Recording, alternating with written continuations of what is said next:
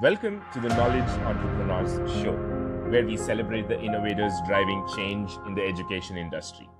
At Edison OS, we've worked with over 500 knowledge entrepreneurs to turn their edtech ideas into profitable businesses. Hi, Steve. Good morning. Welcome to the Knowledge Entrepreneur Show. Thank you so much for taking time out for this. No, my pleasure. Looking forward to it. I love the content that we're going to talk about today, and hopefully, my insights can provide some good information for your listeners and whatnot, and give them some practical ideas to help them be successful as well. So, Got it, Steve. Great stuff. Steve, my first question is, you've been here doing this for over a couple of decades now. But growing up, is this what you always wanted to do? Did this go to plan, or how did you get into this? heck no, it never goes to plan, does it? No, it actually started in my first job out of college. Now, I think in my life, I always had a love of coaching or helping people. I played sports my whole life. I played football, baseball, several other sports. So I always admire the coach athlete relationship. So that it was probably the seed was probably planted way back then. However, it really came to fruition when I met the man who is still my mentor today. My first job out of college was with a company called Beecham Products. They manufacture health and beauty products you buy in a grocery store, Aquafresh toothpaste, stuff like that. So the man that hired me, his name is Santo LaQuatra, a nice Italian name. He was the director of manpower deployment and training at Beecham. And I just fell in love with the guy. I mean, he was a great trainer, caring guy. And I was fortunate that first job to have a lot of training and development for the job. So that training development early on in that first job sustained me through my career because it taught me great fundamentals to be successful. So that was where I think the real seed was planted. Then my relationship grew with him through the years, and then it took a long time. I think as I progressed through corporate America, and I spent 20 years there, I found that our training wasn't as good as it used to be, and people really didn't understand our business who were coming and training us. So it didn't take hold. So I thought to myself, boy, I think I could do a better job than these consultants here. I'd like to do this, but I really didn't have the guts to do it because I didn't know the pathway. But my friend Santo, he did leave corporate America and start his own consulting business. So through the corporate years, I want to emulate him. I want to do what he did. I want to, start my own coaching, training, consulting company. But simply put, I didn't have the guts at the time. I had a strong base salary, I had a company car, 401k, a lot of those safety nets that I was afraid to pull away from. And I didn't know really the first steps to take.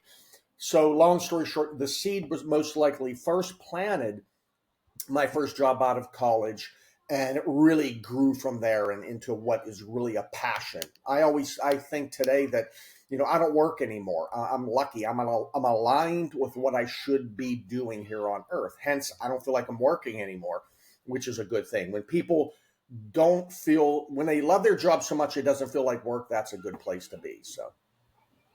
Got it, Steve. Steve, you touched upon a very interesting and I think a very critical topic. When you have the conviction that you can do something, but there are two things. One is you're already in a comfort zone. You've probably got a little too much to lose, and maybe that's holding you back. That's one thing. But then you also mentioned that you didn't know the way to go about things. That's So right. where did you start, and how did you find your way to doing whatever you're doing? The transition out. Yeah, I think it's Tony Robbins said something to this: the two motivators in your life are pain and pleasure. Pain tends to be more memorable, and that's probably what it was. Out of the 20, 21 years or so I was in corporate, 18 of them were fantastic. The last three were not so good, and I had been steady with two companies for a long time, and I took a move, and I made three moves. It was like jumping from the fire to the frying pan. And it just helped me realize I don't enjoy what I'm doing anymore. When I started not being able to sleep at night, When I couldn't sleep at night, when I was thinking of work on the weekends, I knew it was trouble. And it was that time that really pushed me to start really looking into what does it take to be a consultant. I had a little break where I left corporate America for 3 months and I chickened out, went back, but during that time that I was off and then I went back, I started doing some research. At the time, life coaching became big and there were many associations, organizations that offered classes at night virtually. So I started taking classes at night with Coach U to give me fundamentals on what it takes, how to transition out. So I went to Coach U. I hired my own coach too. I spent money out of my pocket. A lot of people aren't willing to invest in themselves. I spent money out of my pocket to hire my own coach, taking classes, and help me transition out of corporate America. So I did this during my last corporate job, and I knew I was starting to head in the right place. I was starting to get some confidence. I was starting to see things I could do. And one of the things that really pushed it hard was, are you familiar with the DISC behavioral survey, or Myers-Briggs is another one? Yeah, Myers-Briggs is something that I'm familiar with. Okay, Yes. DISC is similar. DISC is kind of, I don't want to say watered down, but it's an easier to understand. It's a behavioral survey, Right. it's really based off of Carl Jung theory. When you take the assessment, it'll give you your communication or your behavior style across four different types. D is an acronym for those four different types. D stands for dominance, I stands for influence, S stands for steadiness, C stands for compliance. So when you take that assessment I took it through a Tony Robbins advertisement, and the results blew me away. It was like a 28-page report, and I'm like, oh my God, this thing's so accurate. So simultaneously, as I took that, I had my personal coach. So I sent her my information. I said, hey, I want you to know everything about me. I want you to look at this report so you know how best to work with me. So she said, you can become, if you like this so much, you can become certified to use this assessment in your coaching and training. And boom, like that, I knew I had something foundational that I could use instantly for coaching or workshops, this report, this assessment, because I had experienced such assessments in my corporate life. And I knew who did it good, who didn't do it right, didn't do it good, and how I can make up the gap. So I became certified in DISC. Um, I think I knew 6 months before I resigned. I resigned cold turkey. 6 months before I resigned cold turkey, I had a plan laid out. I will be done by the end of the year. And I was taking classes, Coach U. I was getting one-on-one coaching from my personal coach, and I became certified in DISC. So I had a foundation to fall back on, which gave me confidence to start moving forward. Does that make sense? A little long-winded, Yeah. but that was really the foundation. It took pain and then some sort of structure that I saw I can use and getting that support mechanism. A lot of people, one thing about life coaching or coaching people who are using their own money, they often don't invest in themselves. They don't want to spend the money. Right. Right. And spending the money was the most important thing I did because I hired two coaches through that transition. Both are wonderful people. I'm still in touch with them, and they really helped me transition. I needed that, that other person to help me along, and I communicated with my friend, my mentor Santo, through that time as well too. So, and that helped me leave cold turkey. I didn't leave. I resigned on my own. I finally had the guts to do it. So. Got it, Steve. Steve, I love the fact that you had not one but two coaches, and it's a very difficult thing for people to wrap their heads around why one needs to hire a coach, especially when they come at certain prices and stuff like that, right? Now, Steve, one is you're a coach yourself, but the fact that you took up coaching for yourself, especially during the period of transition. I'm not going to talk about your certification coaching and all that, but Mhm. to kind of help you figure out your next steps, what was the Mhm. biggest takeaway for you? That's one question. And to the listeners who are probably in your situation 20 years back, who are having a lot of comfort to kind of leave it and come out, why do you think hiring a coach can help them? Yeah. What was the first one about the nugget? What help me understand that one? The You said first what one was the was big? how what was your biggest takeaway from the coaching sessions that you had for Okay. yourself, you know? Yeah, the biggest thing was having an outside observer see things from the inside. Most people, when they are the coachee, oftentimes or can be emotional about things. Fear of leaving a job, fear of stepping out of your own. You may not be thinking rationally, so the coach can see things. They're not really invested in me leave. I mean, they want to help me, but they're not invested emotionally in that. So they Right. can see things from the outside in, others cannot. That's the beauty of it. It pulls away the emotion. I can see this rationally. I can see the big picture. And then they obviously bring along the wisdom with them of, hey, I know you can get certified in disc if you want. Hey, there's Coach U if you want. Hey, other things as well too. So it's really that outside person not invested emotionally like you are, who can see things much clearer than you do. They know the way. They can supply that wisdom to help you along as well too. So that's one. That's the nugget there. What was the second piece? I'm sorry. No problem. I think your answer that you gave kind of does it for the Okay. second question as well. But I'm still going to pose that second question in case you've Yeah. got another one to add to it. The fact that coach an outside perspective removes their emotion itself is huge, because sometimes emotions can be obstacles in a lot of people's ways. My second question was, why do you think anybody else, who are in a situation like you were 20 years back, who have a corporate job, but they can do a lot on their own, but they still um, are not able to take that step. And if they take, a coach, if they hire a coach, maybe they can do the transition. Apart from, leaving the emotion, what do you think could be other reasons that they need to do this? Yeah, listen, all those classes, all that coaching was done at night. It wasn't done during the workday. So, I had to sacrifice that nighttime to do that. But what was really nice was the motivation. So, Steve, thanks for sharing that. For you, getting an outside perspective, which helped you remove emotions and get as objective as possible, really helped. That I see, and I'm sure that can do the same for a lot of listeners, who might be wondering what is the next step that they need to take to start their own venture. But apart from that, what do you think, or why do you think people should try and get a coach themselves to take that first step out of their comfort zone to start Yeah, something that they're passionate about? yeah, just kind of like you said, take that first step out of your comfort zone. That the fact that I hired a coach, I was taking classes, virtual classes at night with Coach U.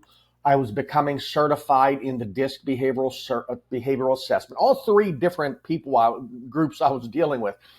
It actually got me really excited that I'm actually taking these steps. I'm not just talking about it, I'm just not thinking about it. I'm actually taking action steps. And it was highly motivational. All these things, the Coach U classes at night, the DISC assessment training, all that was done in the evenings away from my day job, so it was taking up a lot of time, but I didn't look at it that way. I got excited about it. It was something that was actually getting me to feel I'm doing this. I'm doing this. And it was highly motivational. In fact, as I'm talking about this now, I'm getting those good feelings back again because I have fond memories of those calls at night with Coach U. I might have two or three classes in one night, again, virtually. But I was moving forward. I was learning things. I was seeing steps I could take. I knew I could do this. I was planting seeds. So action is very empowering, so not just thinking about it, actually spend money. And that's another thing. The coach, the DISC assessment training, the Coach U all came out of my pocket. My company didn't pay for that because they didn't know I was doing this. So I made that investment in myself, and so I had skin in the game too. So a lot of people don't want to put the skin in the game. If you're serious about it, put skin in the game. Start taking those action plans, and that is going to be very liberating in and of itself. Got it, Steve. Steve, I would still say, the easier part is okay. While you were at the job, you did all this. Yes, you had to sacrifice your nighttime and all that. But the tougher part is when you actually quit your job and, when you're actually out there doing. So, how was it right off the first few months? Like, did you have jitters? Did you regret doing the decision, or was it off to a smooth start? How was the first few I'm months gonna or I'm few gonna tell you a funny story. My first client was the company I just left. My last my last company I Oh worked for. wow. Okay. Is that even Yeah, possible? I work. I'll tell it now. I worked for Eastman Kodak. We sold the film and one-time use cameras, and I had a very good reputation, rapport. My boss, when I told her what I was going to do, she said, "It's no surprise. I knew you weren't happy. You expressed your thoughts. Can you stay on a little bit longer till I transition your replacement and blah blah blah." So I did my, I did do, I helped her out, help with the transition. So I left on good terms. And a couple months later, she left the company, and another guy that I had worked with came in, and he really liked me, and they were having a team meeting and said, "Hey, you want to do a workshop at our team meeting?" So that was my company I worked for was my first client, Eastman Kodak. But at the same time, I built a relationship with especially one of those coaches that I hired. She came to a class I would do in New York City. Um, it wasn't a high paying class, but it was something people could attend. And I was able to practice my skill, practice the workshop. She attended, like what she saw. She would bring me in to help her with her clients. And then I did a lot of what I call hired gun work. What I mean by that is a big consulting company may have landed a big workshop and they needed independent consultants or coaches like me. Right. Right. So I built relationships with two companies. One, I did a ton of work with Cadbury Schweppes, the 7 Up, Dr. Pepper, did a lot of sales training with them, and built a relationship with another woman who had a big job at Amerisource Bergen, and she brought me in. So at the same time, I'm trying to source new business, but I was building relationships where I can be a hired gun for these people, practice, learn skill sets, make money, pay the bills until I could get up and running. And now, I do a little hired gun work if it makes sense, if it's in my wheelhouse, but much less now because I had the foundation laid. I was building a reputation. I was building relationships. And a lot of my work initially was done in the consumer package arena. So the business I used to work in, I knew how it worked. I knew where I could help, and I had a lot of relationships built. So that was an easy stepping stone. So as my rapport started building, I started to this day 90% of my business is word of mouth. Didn't start that way, but 90% I do a good job with a client, they recommend me to other people within the organization, or they leave that company, go elsewhere, and they bring me there. So I've had several of these word of mouth clients that were very helpful. But yeah, I had to do a little hired gun work, build relationships up front, just to practice the skill, build relationships, and so I was fortunate. It happened really nice, to be honest. It happened fairly seamlessly. I was making money pretty quick. Got it, Steve. Uh, and you know what? The funny thing is, I would say, if not for anything else, you need to probably hire a coach yourself, whoever are planning, because your first gig that you got as a hired gun project was through the coach that you worked with, you had Yeah. a relationship. So if nothing, that's going to help. So that's a major thing that I see. But, you said until you were up and running, you were doing a lot of hired gun stuff. I mean, how was that phase? Is it a good thing as a coach? I don't know. I mean, is it a good thing to do, or is it like not a great space to be in? And what is the difference between being a hired gun and what is it to be up and running, really, Steve? Yeah, hired gun basically means I'm presenting other people's material. Um, I, Right. I can't speak for everybody. My personality is I don't I it's hard for me to uh, be a facilitator for stuff I necessarily didn't create or I don't believe in. Right. Fortunately, the two companies I worked with and my coach, they were somewhat in alignment. Now, the first one of the big jobs, the one I said I did with Cadbury Schweppes, I'm a buttoned up, I's dotted, T's crossed type of guy. And I kept asking them, we were doing a 4-day workshop, straight in a row by ourselves, all with different divisions across the country. I kept asking this company, I want the presentation. I want to know what I'm presenting because I want to do it good. And they said, you're going to get it. You're going to get it. No worries. I got that presentation. I was starting on a Monday. I got it on Friday. It was 500 pages long. Wow. I wanted to cry. I wanted to cry. I spent the entire weekend whittling down those 500 pages to probably about 80 to 60 for 4 days. And it was usually successful. I was one of the first to do it. And there were other independent consultants like me, and they're all calling me, said, "What pages did you use? Tell us, share the presentation," because I did all the hard work. So the good of it is you get experience, you get out there, you practice your wares. The negative is it's not necessarily your work. And I'm a person, if I don't believe in it or I don't agree with it, it's going to be very hard for me to do. So I was fortunate it was somewhat in alignment, but I'm also very uncomfortable if I'm dealing as a hired gun person, if that company is not giving me the information in time for me to do a good job. Some people go wing it. Some people, okay, yeah, okay, this is it. I'll go do it. They're not worried. That's not how I am. I'm a methodical guy. So the good is you get experience, you get in front of people, you get paid. But the bad side of it is it's not necessarily your material, your stuff. Some people are okay with that. Not me. I'm passionate about what I believe, what I do, what I want to convey, and that's where it makes me feel like it's not work. I'm not worried about getting the deck last minute. What's it mean? How, so Got it. I do a little bit of hired gun work only with people that I know and they know me and they know my style and they use me for things that are my strength. It can help them up their weak areas. So I'm much more selective on who I do hired gun work. If it makes sense, I do it. If it's in the industry, I understand I can be helpful and I'm passionate about it, I'll do it. If not, I won't do it. I don't have to anymore, which is a good thing. But Got it, Steve. Got it. No, totally. I mean, makes sense, especially the way you put it. It's not a black and white thing. It's got to do about how much you know the people. Are you comfortable? And you also shared a couple of nuances as to how other people.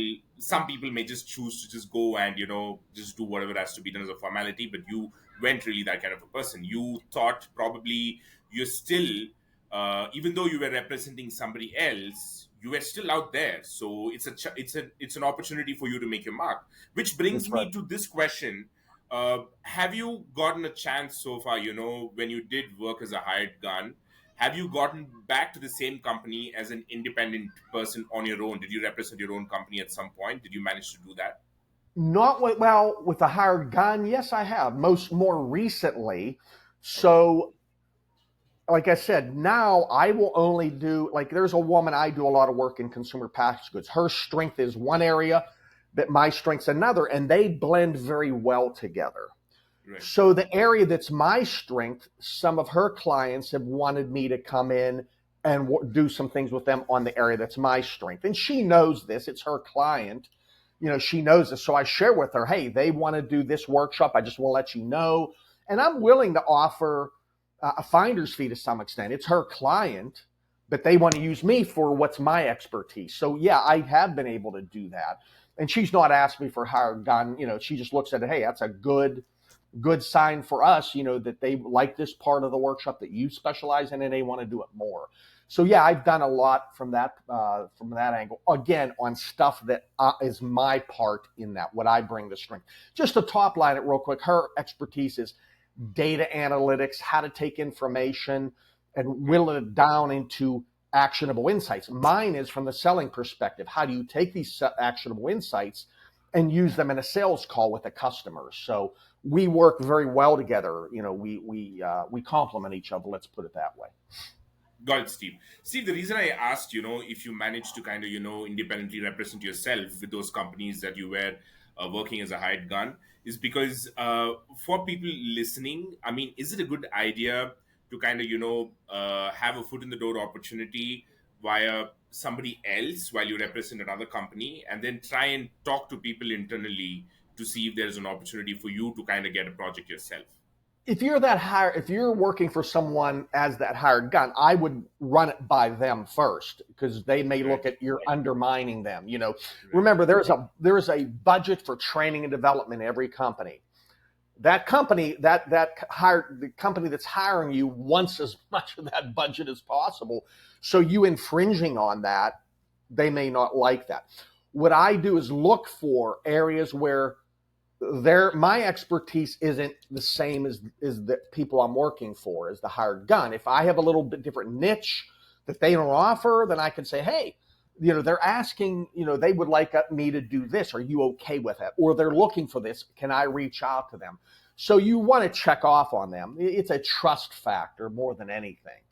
So that's the only way I would do that. I wouldn't undermine that main company because you may not get any work after that again, or might develop Yeah. a reputation. If that company company you're working for is the hired gun, has great rapport out there, and you've you know hurt trust, that word can spread fast that Steve's not a trustworthy guy. So try to find your point of differentiation and then ask, can I pursue this? That's what I'd recommend.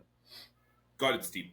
Steve, you spoke about learning and development team having a budget and all that. So, most of the times, people who are aspiring, who are new to this domain, it's a little difficult to understand what's going on the other side of the door, within the corporate. Can you throw some light as to what their hierarchy structure is like? How do they hire somebody in the first place? What are the things that they look for?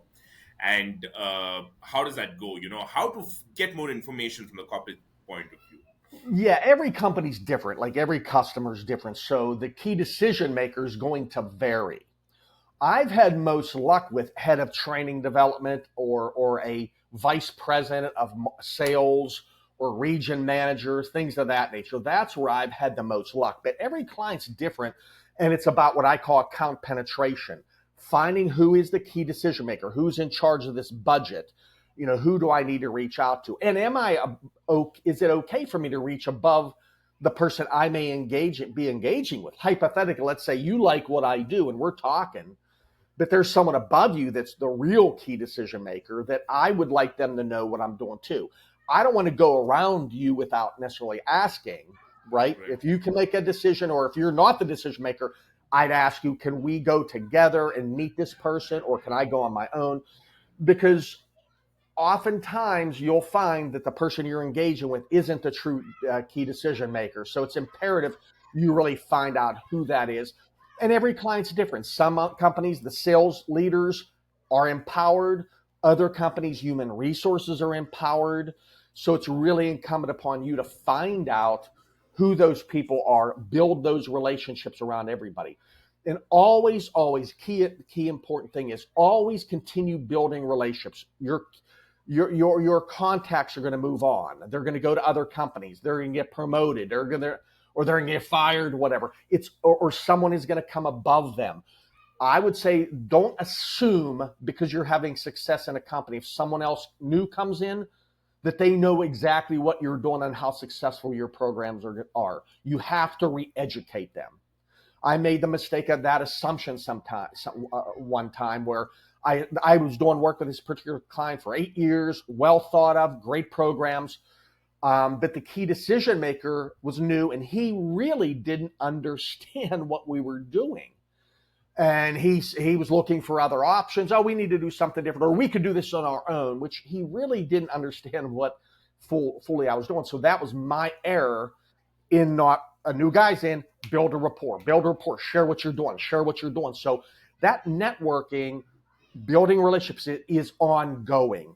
Don't assume because you've landed someone that always be great. You always have to keep priming that pump.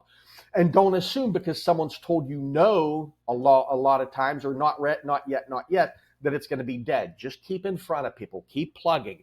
You'll get an understanding of who's real and who's not real.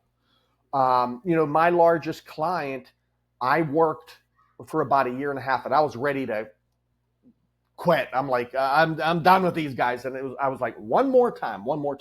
And thank God I did, because I have a spreadsheet that I show clients in a workshop about networking.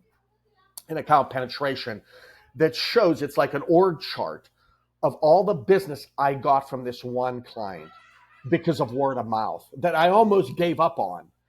And I liken prospecting to being a good farmer. First, prepare your. Just think of a farmer. He has to prepare the field. He doesn't want to plant in bad ground. Prepare the field, plant the seed, water the seeds, water the field and seeds, and then weed. And that's what I talk about with your customers. Prepare the field first. That means, who am I going after? Does it make sense? Is it in alignment? If I'm going into a field I don't understand, it's going to be very hard. So prepare the field, plant the seeds. That's emails, calls, meetings, keep in their, doing workshops, keeping in their face. Watering the field and seed is keep building that relationship. And weeding is basically, you know what, this isn't going anywhere. This isn't a good partnership. They're beating me down on price. And that my value is based off of price than a relationship. I'm going to cut bait with them because they don't view me as a consultant. They view me as a vendor. Does that make sense? Yeah, I mean, everything makes sense, Steve. I mean, a lot of stuff. I have a lot of follow up questions. Yeah, Perhaps, yeah. you just said one of the most important thing about, if somebody is beating you down because of price, you would want to, move aside. Which brings me to this point. Now, let's say a company is looking for somebody to train, run a program. They're going to have a bunch of people that are going to be in touch with. And as much as they're going to see who really fits, it also has to do a lot with pricing and stuff like that, right? Because Yeah, somebody is going to pip somebody up a little bit because of their pricing and stuff. yeah. So, how do you really differentiate between that situation, where you probably tell yourself, yeah, probably, I was a little expensive and somebody as good as me is doing for a lower price? That's one thing. First, I mean, let's get to it. How do you get to that point? Is that not, price the most important thing based on which the companies select You know, I coaches was or? I teach people in sales this too. You may hear price, price, price, but it's typically not the real reason.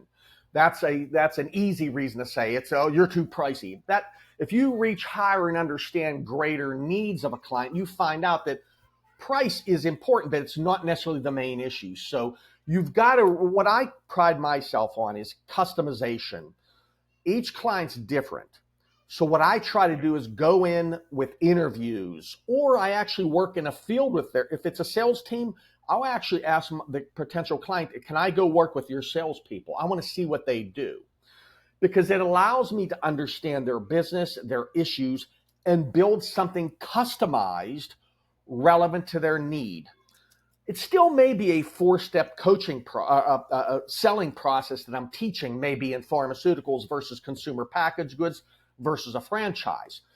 But the content of a workshop, the exercises, the case studies are going to be relevant to their world based on what I've seen. Does that make sense?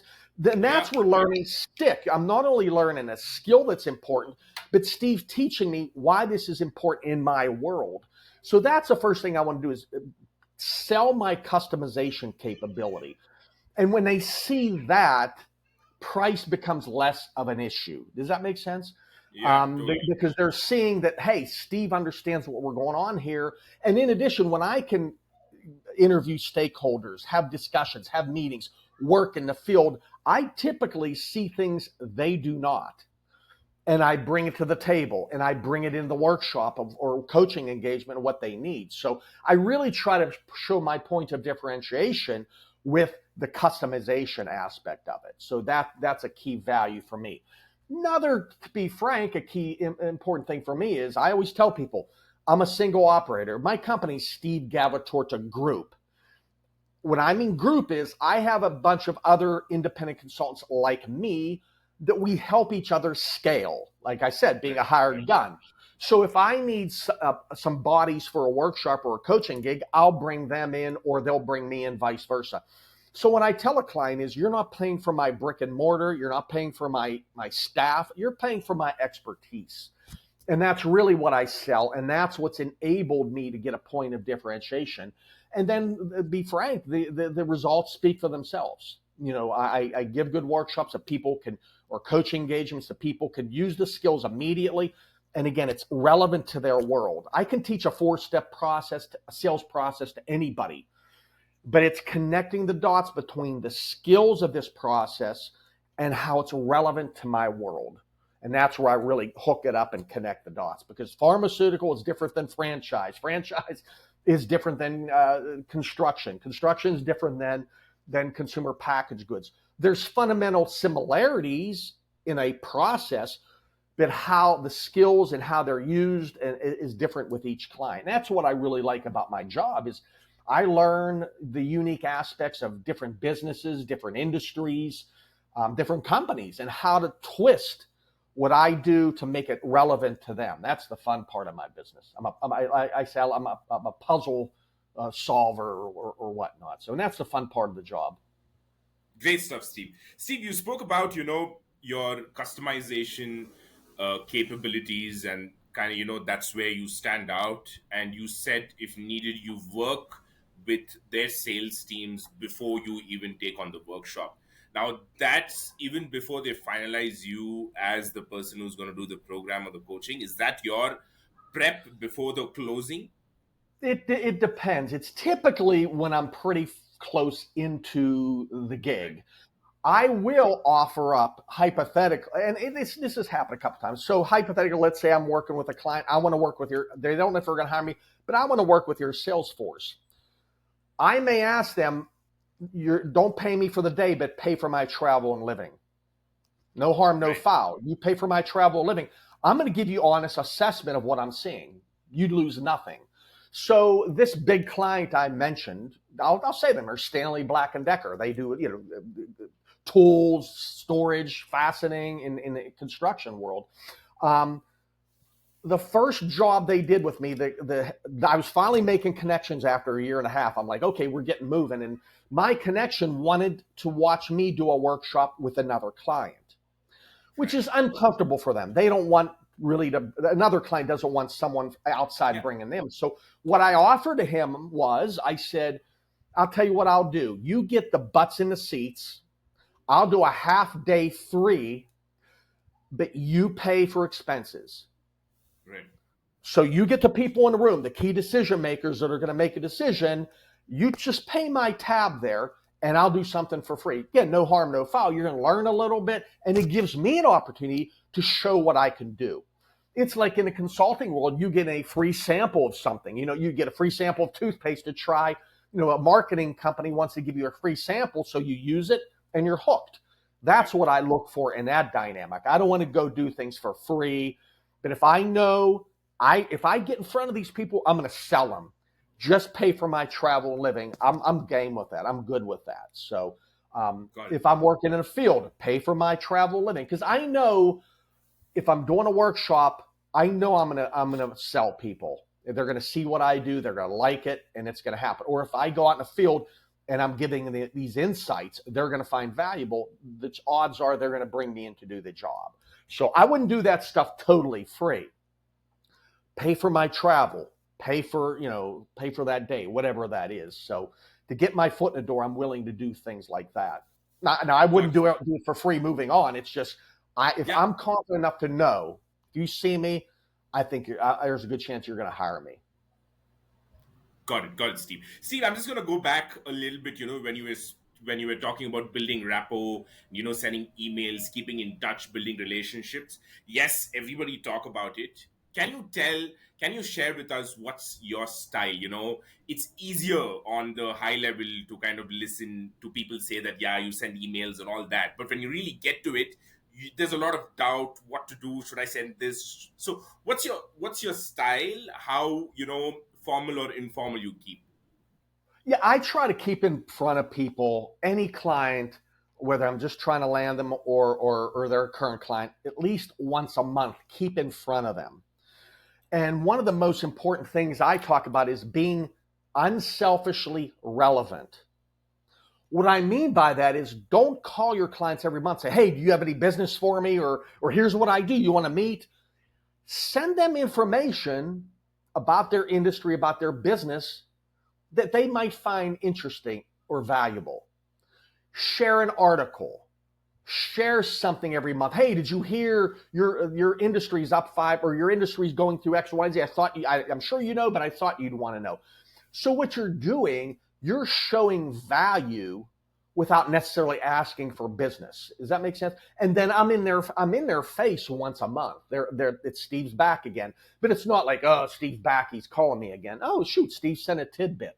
I just wrote an article for a newsletter for a particular client. They have a newsletter, want me to write an article. I reached out to my top 30 clients and sent an email to them with that article attached, i.e., I thought you find it interesting, blah, blah, blah, find it helpful. In addition, I'm publishing a third book in April. I also put in a note, by the way, my third book being published is out in April, and I put a little overview of it. So I'm providing them with information that they can maybe use. They'll like the article, and I'm educating them, hey, a book's coming down the road too. And thirdly, I'm keeping in front of their face. They're not forgetting who I am. So the right answer is, I believe, is intersperse contacts with different methods. Share an article, share an insight, then maybe call, hey, I'm just thinking about you, or any workshops coming up. Don't be a pain in their butt every month asking that same question. Be very creative in your reaching out to them. That is part of that farming, watering the field or planting the seeds. I'm planting seeds every month. I'm watering the field every month with information, insights. Did you know this? I just saw this, thought you might be interested, or something like that. So it's a way to, I call it being unselfishly relevant. Got it, Steve. Steve, being a one man company, and of course, you clarified what the group is and all that. So, in that same style, one person doesn't need a lot of business, select businesses a bunch of times a year does it. But what is the balance you strike? Where do you draw the line to, put yourself out there, keep meeting new people? Has it gotten to a state, where you've had too many inquiries and you've had to say no? Or, because you said 90% of your business comes from word of mouth. Yeah. So are you kind of, resting easy, thinking, okay, you know what, word of mouth is going to happen? Or do you still, go out of your way and meet new people, new companies? No, I practice being the farmer, because stuff falls out of bed. There's double dates where someone, it has happened to me more times I can tell you, Jag, where I might have an open calendar. One day's taken, July 15th is taken. Another client will call and say, hey, are you open July 15th? And I'm like, no, can you do another date? They're like, no, that's the only way it's like, what, how's this happen? So no, I'm always priming a pump. There's always things that fall out of bed, cancellations. I'm always trying to nurture that. And I have my times. One of the things I was telling someone the other day, I've been doing this. I was in corporate 21 years. I've been doing this for about 20 years. And I still tell people, one of the toughest things to still get used to is the ebb and flow of business, because some months you're slammed to the gills, another month it's like, what the heck happened? And that is the tough thing about being on your own, is when you are slammed, taking the time out to prime the pump, to plant the seeds, to network, that's the toughest time. And that causes some of these ebb and flows like that and whatnot. But it all evens out. And I've learned after all these years, stuff will happen. There's something around the corner. If I'm a good farmer, if I'm preparing, planting, watering, and watering and weeding, things will work out just fine. So even during COVID, that was one of the more frightening times that I've had since I left or since I started my own business, because everything was wiped off the map. Yep. Everything. So I was really panicking, to be frank, because who knew how long it was going to last. So I had a workshop with an association called SMPS, Society of Marketing Professional Services. It was a live event in Orlando, and they canceled it because of COVID, but they wanted to do a webinar. So I'm like, okay, I can do that. It dawned on me, this SMPS has about 60 chapters around the country. I went on their website. I started pounding out emails to all the chapter presidents, blah, blah, blah. And I just started getting a ton of webinars that held me through COVID. I wasn't making necessarily as much money because it was only an hour and a half, 2 hour webinar versus a full day workshop or a long term coaching gig. But it did. It drove some cash flow, drove some revenue when I didn't think I'd have any. And now that's one of my strategies now is to, in industries where I focus in, who are all the associations tied to this industry? What's their website? Do they have chapters? Who's the leadership? So I'll market towards those chapter heads and try to build relationships from there. Because not only am I going to potentially make money from the webinars or maybe a live event, but I'm going to get people in front of me who could be potential customers for me because it's an industry where I've knowledge. I can bring that. You see what I do, you'll hire me kind of attitude. So just a little story there about when the chips were down during COVID. There's always a rock you can uncover and find things. Yeah, got it. See, one of the things that I hear from coaches are, you kind of an hour into your coaching day, or your workshop day, the energy in the room and stuff like that, and there happens to be one of those off days where you don't get the kind of engagement or the energy from the crowd, and it's difficult for any coach to kind of assess the situation and get distracted by that, and whether you're doing well, you're not doing well. How, I mean, have you been have you encountered such situations, and what is your way of dealing with those odd days? I'm not saying out of being arrogance, but I've not really run into a broad dynamic of people not checking. And now I would have maybe be cognizant of, is this making sense or is it getting in? Right. Are you guys getting it? Are you making, but it's not like, the eye rolls, anything, nothing like that. Because once again, the customization, if I can at least be intelligent enough to connect dots and understanding their pain points and how I can be, or my program can be a solution for those pain points, you're going to get interest. It's not some generic program. It's not it's about connecting dots between these skills, these processes in your world. But someone told me a long time ago, and this is very important, that you cannot keep 100% of the people 100% engaged 100% of the time. And that's true. So not everyone, you're going to, I had a workshop it was very productive, 3 days in a row in Pittsburgh in January. And one of the segments, a girl, her eyelids were closing, and she was right in front of me. Her eyelids were closed, her eyelids were crossed, and it's distracting. But we end up taking a break, and after that break, she was wide awake again. So it's trying to be cognizant and making sure people who don't look engaged are engaged. Ask them a question or get them in a group and see if they're participating. Do that. But it's been rare that I the only thing I've had real pushback on is that disc assessment. I think it's only been once or twice where someone would see the results and are like, "That's not me. I don't agree with this. This isn't me." Typically, what happens, Jag? Many people in the room go, "Oh, no, that is you." So it kind of shuts them down. It's like they don't see their own, the critique this report may say about them, but other people see it. So Right. I've never had a wow, that was a horrible workshop. I've had, I think there's times where, I'm not on, I'm not as good as I could be. I didn't have as much engagement, and that's always something to work on as well too. And I self debrief what I could have done better. Do I need to change an exercise? Do I need to update something? But it's rare. It's rare that I never have total no engagement, but every workshop, especially long ones, they're going to have people that check out for a little bit. And if we have a restroom break, I'll go to them one on one too and say, "Hey, are you okay? Just want to make sure." It might say, "Oh yeah, I'm just tired, man. It's hard being in a workshop all day, but I'm okay. It's just good." So I try to keep an eye on who may be pooping out and try to engage them in some capacity and seeing if they're okay. Got it, Steve. Steve, you've been doing this for like 20 years now. How much have you had to adapt? Have you seen a lot of evolution? And how easy has it been?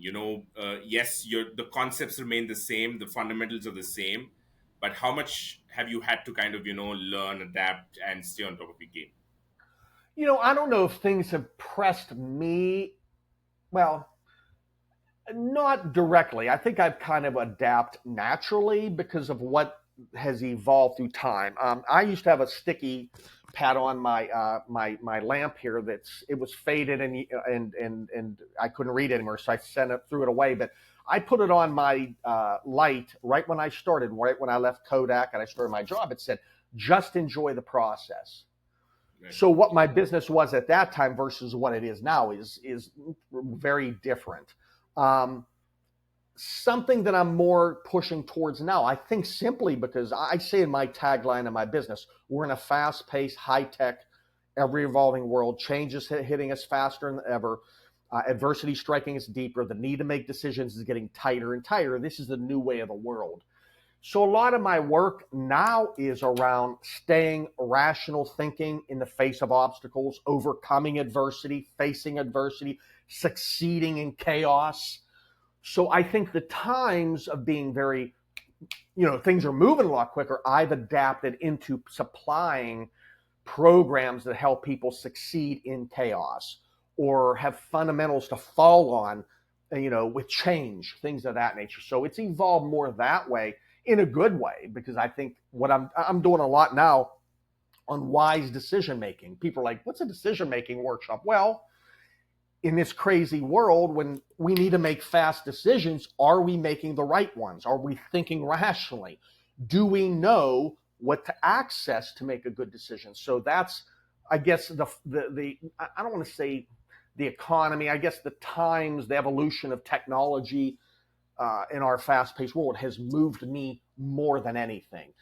Diversity inclusion is big now. That's not my bag. I mean, it's important, but it's not my shtick and I'm not going to get into it because that's not my bag. But there's plenty of other things, that I've been able to move along with and provide. I'm looking at an article now I just did: rational thinking leadership, making wise decisions for a competitive advantage. That Stanley Black and Decker uses the acronym VUCA. We're in a world of volatility, uncertainty, complexity, and ambiguity. So I'm bringing in programs for you to succeed during these VUCA times, if that makes sense. Emotional intelligence, the importance of, I'm using that a lot, the importance of raising your emotional intelligence, because if you have low emotional intelligence, especially during these chaotic, ever changing times, you're not going to be successful. If I'm not aware of my weaknesses, if I'm not aware of how my team's feeling or my customers are feeling, I'm not going to be successful. If I tend to Right. lash out, I get angry as a leader, I'm impatient as a leader, and we're going through change, and I'm turning off my staff because they're frustrated with me because I'm impatient. No one's productive anymore. So raising emotional intelligence in these VUCA times, these ever evolving times, is a big part of what I'm transitioning into now. Rational thinking, overcoming, facing obstacles, succeeding in the face of chaos, those type of things. My second book is called In Defense of Adversity, Turning Your Toughest Challenges into Your Greatest Success. A lot of content from that I use. I'm publishing my third book in April called Thrive in the Face of Adversity, 300 plus sage insights in facing, learning, and overcoming life's obstacles. So all these things are around, this VUCA world we're in, this fast-paced world we're in. So that's where I transition. I guess I transition more as time has evolved. Got it, Steve. Steve, I was going to touch upon, your books as well. I'd seen that, you've written three books so far. Am I correct? As a The third will be published soon. Okay, got it. You're working on a third one. Steve, just on behalf of coaches and people, doing the kind of work that you do, what really makes you write a book? Can you just talk about the whole book writing thing? Where does it come from? How much of it is it for marketing? And, why do you write a book in the first place? Yeah, probably the first one's different than the last two. The first one's called Reach Out Approach. That was mainly done very early on when I left corporate America, and it was more of I need something, get my name out there, get that credibility. It was more about that. So that's what that first one, and it's a good book, but I don't love it like I love this, and I don't love it like I love my April one, because those are more books about passion, what I believe in deeply, and I want to share this out. Reach out's a good stuff, very practical skills, but these are more about passion, what I want to share out, what I want to leave as a legacy. So writing a book, it all depends who you are. Writing's very difficult for me. I'm not a bad writer. I could get things on paper, but to take it to the next level is very difficult for me. To think out of the box, I can look at the same thing 30 times and not think of how I can say this different. I'll give it to my editor and she puts it together. It's like, wow, that's awesome. So she has a way of making those things sing and speak for me. But it's a tough task to write. For me, it takes a lot of time. You have to allocate time. I'm a look at it, put it away, look at it, put it away. I tend to overdo things. So it's a very tedious, difficult process for me. But I look at that process as it's testing me, it's helping me grow, it's helping me get out of the box, and it's leaving a legacy, which is nice as well too. So, long story short, I think it ties to your business. If it ties to your business, if it's something you're passionate about, it can help you do a book, do something, and I highly recommend it. Don't do it just because someone says you should do. It should be in alignment with your work, with your core competencies, because you're going to sell the book at workshops. You're going to speak to the book. You're going to bring new content in. So I think having as a calling card is great, but it should be more about a passion that you want to share that's in alignment with your core business. Does that make Got it, sense? Steve. Yeah, Steve. I'm just going to touch upon a little bit on the books part. When you decided to write a book, what is the starting point? Because writing a LinkedIn post is not easy today. Forget writing a book. So, what's the starting point? How do you first of all get the confidence and not have an imposter syndrome? And who decides? I mean, do you have professional help in terms of, okay, how long should it be? Are these relevant, not relevant? Do you draw from your experiences? How much of it is academic and how much of it is just sharing experiences? If you can just throw some light on this. Yeah, I mean, the first thing I do is do a skeleton of it. What's the title? What's chapter one? What's the content of it? Same way I build a workshop. Build a skeleton of it and get the flow of what that's going to look like. Once you get that skeleton of chapter one, what are key bullet points under chapter one I want to make? Chapter two, what's the key? Once you get that, and does it flow in a logical manner that tells a story? Once you get that down, I think now it start writing that content is easy. Getting it to pop, getting it special, I need an editor. So once I get this book wrote itself pretty fast. Once I decided, it's a long story how this came to fruition. But once I finally decided, when I saw all things come together, probably only took me 3-4 months to write. It wasn't long at Wow. all, because I knew what but it was going back and forth with editors and stuff like that too. So I think creating that skeleton's number one, and then the writing comes after that. And then think creative things you can do. Do you want it to be an interactive book? All my books, they have little takeaways at the end, exercises at the end. I want this to be something is a living document that people use, can refer back to. I built a little handbook with this as well too. So this book also created a ton of new content for me for workshops. So it's in sync with everything I'm doing. It gave me this new content, and like I said, this was done before COVID. This book, In Defense of Adversity, and the content from this helped sustain me through COVID, which was really nice as well. So Got it, Steve. And what's your third book about? Is it done? What stage is it in? yeah, it's they're doing the well, I had someone else edit it, but they're working on front cover, internal formatting, and all that good stuff. So this book, it's based on 4 fundamental pillars. One of which is I interviewed over 60 highly successful people, or interviewed or surveyed 60 plus highly successful people on 6 questions revolving around the topic of adversity. How do you view it when it happens? How do you overcome it? What lessons do you learn? How do you prepare for it? Who are your role models? So on and so forth.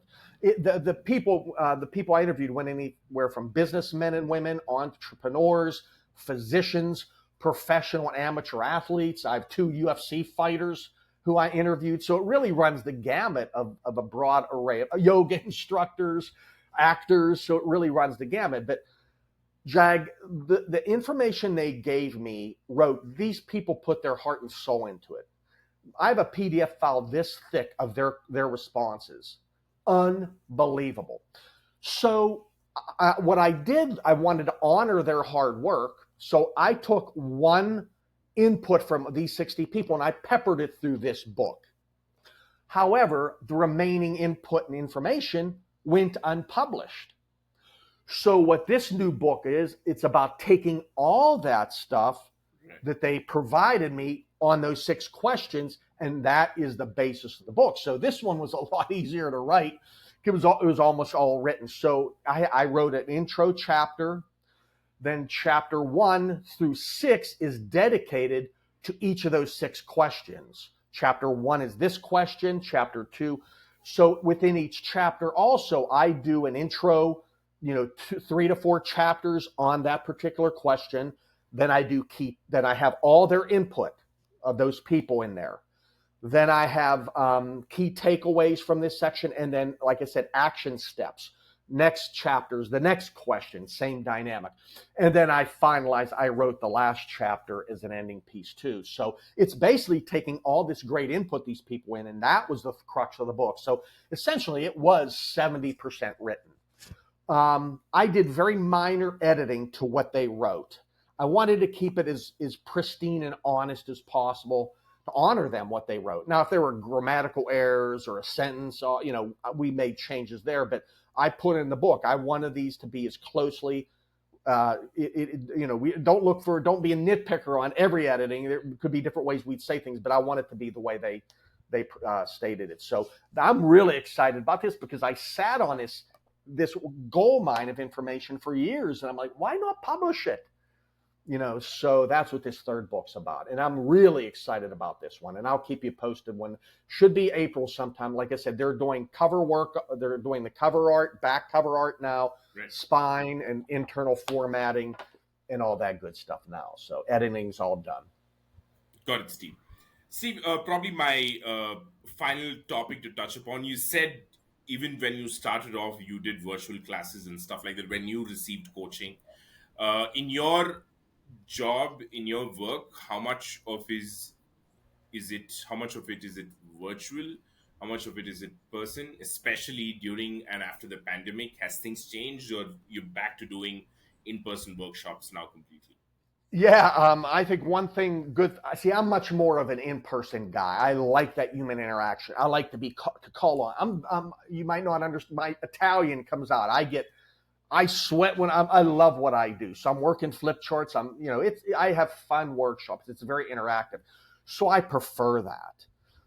The good thing that webinars did, I think it helped people realize we're webinared out. We want to get back to doing live events. So I'm doing more webinar work than I used to before COVID. Right. But it's starting to trend back to live workshops, one-on-one. Now, you can do one-on-one coaching virtually from long distance, which is very good. But I'm still, as I said earlier, I'm still penetrating these associations.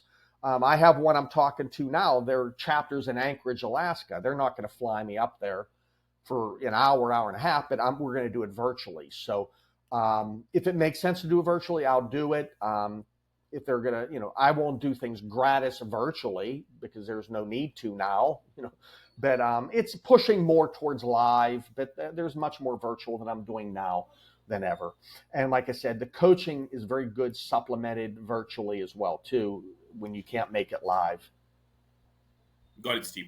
Steve, probably my concluding question is coming to certifications. There's a lot of talk about coaches being certified. They kind of put it saying that certified from so and so. There are some people who have no certifications but who've gone on to become successful coaches. What's your take on certifications for coaches? I think it brings a lot of value and credibility. As I said, when I was still with Kodak, I got certified in DISC. I got certified in two things. I'm a certified professional values analyst, and I'm a certified professional behavioral analyst. So that gave me instant credibility coming out of the blocks. Hey, this guy has some credentials. He doesn't just do he knows it. So I think they're very important. It adds a lot of credibility, and you want people to know what they're talking about. An assessment misused can be harmful. If I don't know if I'm delivering an assessment to someone, I don't know what the hell I'm talking about. I might say to someone, "Oh, you're this style. You can never be a salesperson." No, that you're not meant to. How do I know that? Any style can be successful. It's incumbent upon you to learn what you might need to be better at and stuff like that. So I think it brings credibility, but I think it brings a deep knowledge of what you're talking about. So I'm certified there. I'm certified in Myers-Briggs, although I've never used Myers. I used Myers-Briggs one time, but a lot of my clients use Myers-Briggs, and DISC is similar. So it just brought credibility that I'm Myers-Briggs certified, and I know enough to talk about and coach on it. And I'm also certified in something called Bar-on EQ, Bar-on Emotional Intelligence. So I have really four certifications. I never did get certified in that coaching realm as the coach, but I didn't need it. I mean, I just started landing business, and I spent 20 years in corporate America, managing people a lot of that time. And a lot of what I use are the skills that I learned then and and I've used it through my career. So everything I do is home built. I don't steal things from other people. There might be another idea I like and I'll put my twist on it, but everything is self-created from my experiences. And so I think certifications are good. It gives you credibility and a deeper understanding of what you're talking about. Got it, Steve. Steve, it's been a pleasure talking to you. Thank you Likewise. so much for the time and sharing all the information you shared. I found it really valuable, especially navigating around the industry, getting business and all that is like invaluable stuff. So thanks Thank once you. again so very much, Steve. It was a pleasure. Thank you. Likewise.